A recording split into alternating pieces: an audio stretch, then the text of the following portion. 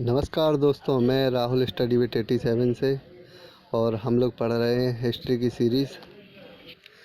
History के आधुनिक भारत में आज हमारा महत्वपूर्ण टॉपिक रेगुलेटिंग एक्ट एवं सभी चार्टर एक्ट से संबंधित है, जिसमें रेगुलेटिंग एक्ट 1773 बड़ा ही महत्वपूर्ण है। Charter act 1793, charter act 1813, charter act 1833 इनके विषय में प्रश्नों की श्रृंखला के माध्यम से पढ़ेंगे। भारत में 1757 के प्लासी के युद्ध एवं 64 के बक्सर के युद्ध के बाद ईस्ट इंडिया कंपनी का भारत में मनोबल बढ़ता ही जा रहा था और एक समय ऐसा आया कि कंपनी भारत में अनेक काम ऐसे करना प्रारंभ कर रही थी जिनके लिए ना तो वह ब्रिटिश संसद से चर्चा करती थी, ना ही उनकी अनुमति लेती थी। ब्रिटिश संसद भी ईस्ट इंडिया कंपनी पर दबाव बनाना चाहती थी और एक समय ऐसा आया कि भारत में अकाल पड़ा। अकाल पड़ने के बाद कंपनी घाटे में गई और उसने ब्रिटिश संसद से मदद मांगी। तो ब्रिटिश संसद ने कुछ एक्ट इस कंपनी के ऊपर लगाए। ये सभी एक्ट रेगुलेटिंग चार्टर एक्ट के नाम से जाना जाते हैं। तो आइए देखते हैं ये किस प्रकार के एक्ट हैं और इनको किस प्रकार से लगाया गया। पहला प्रश्न, किस एक्ट के द्वारा ईस्ट इंडिया कंपनी पर ब्रिटेन संसदीय प्रणाली का आधिपत्य हो गया? 1773 रेगुलेटिंग एक्ट। 1770 के समय में बंगाल में घोर अकाल पड़ने के कारण किसान कर जमा नहीं कर पाए और ईस्ट इंडिया कंपनी घाटे में चली गई। ब्रिटिश सरकार से कर्ज मांगने की नौबत आ गई। तब कंपनी को नियंत्रण में रखने के लिए ब्रिटिश संसद के द्वारा 1773 का रेगुलेटिंग एक्ट जारी हुआ और यह तय हुआ कि ब्रिटिश संसद के अधीन कंपनी काम करेगी।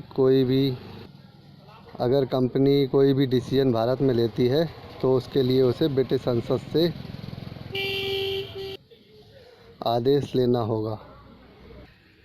दूसरा प्रश्न, 1773 के रेगुलेटिंग एक्ट में स्थापित हुए भारत में सुप्रीम कोर्ट के पहले मुख्य न्यायाधीश कौन थे?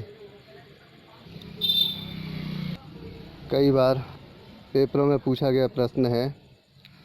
तो सुप्रीम कोर्ट के पहले न्यायाधीश थे एलिजा एम्पे। 1773 का रेगुलेटिंग एक्ट के अंतर्गत भारत में प्रथम सुप्रीम कोर्ट की स्थापना कलकत्ता में की गई, जिसमें मुख्य न्यायाधीश के रूप में एलिजा एम्पे को नियुक्त किया गया। बहुत ही महत्वपूर्ण प्रश्न सभी परीक्षाओं की दृष्टि से। अधिनियम बनाने एवं रद्द करने की शक्ति गवर्नर जनरल को किस चार्टर एक्ट के अंतर्गत दी गई? उत्तर 1793 का चार्टर एक्ट। 1773 में जब पहला चार्टर एक्ट आया तो कंपनी को 20 वर्ष का समय दिया गया था भारत में व्यापार के लिए। 1793 के चार्टर एक्ट में इस 20 वर्ष को आगे बढ़ा दिया और बंगाल के गवर्नर जनरल को अधिनियम बनाने एवं रद्द करने की शक्ति भी प्रदान की गई। भारत में ईस्ट इंडिया कंपनी के व्यापार के एक अधिकार को किस चार्टर एक्ट के अंतर्गत समाप्त किया गया? तो 1813 का चार्टर एक्ट। 1793 के चार्टर एक्ट के 20 वर्षों बाद पुनः एक चार्टर एक्ट लागू किया गया, 1813 का चार्टर एक्ट। इस चार्टर एक्ट में कंपनी को भारत में व्यापार करने की अवधि 20 वर्ष के लिए और बढ़ा दी गई, परंतु ब्रिटेन द्वारा अन्य व्यापारियों को भी भारत में व्यापार करने की स्वीकृति दे दी गई। यानी कि भारत में अब केवल ईस्ट इंडिया कंपनी ही ब्रिटिश संसद के आदेश पर जो व्यापार कर रही थी, उसके अलावा अब अन्य व्यापारी यानी अन्य ब्रिटिश व्यापारी भी भारत में जाकर व्यापार कर सकेंगे। 1813 के चार्टर एक्ट में किस एकमात्र वस्तु के लिए कंपनी को व्यापार का एक अधिकार दिया गया? चाय का व्यापार। 1813 का जो चार्टर एक्ट आया उसमें ईस्ट इंडिया कंपनी को भारत में चाय के व्यापार का एक अधिकार दिया गया कि चाय का व्यापार केवल ईस्ट इंडिया कंपनी ही भारत में कर सकेगी और चीन के साथ भी व्यापार करने की छूट दी गई। कई बार पूछा गया है पेपरों में। अगला प्रश्न, किस एक्ट में भारत में शिक्षा पर 1 लाख रुपए का बजट शामिल किया गया? यूपीपीसीएस की दृष्टि से बहुत ही महत्वपूर्ण प्रश्न। 1813 का चार्टर एक्ट। 1813 का चार्टर एक्ट में भारत में पहली बार शिक्षा के ऊपर 1 लाख रुपए का बजट शामिल किया गया। इस एक्ट में भारतीय जनता पर टैक्स लगाने की प्रक्रिया भी प्रारंभ हुई।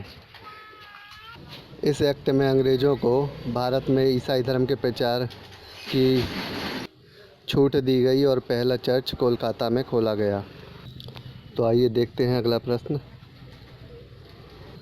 किस चार्टर एक्ट में ईस्ट इंडिया कंपनी के चाय के व्यापार एवं चीन से व्यापार पर भी रोक लगा दी गई?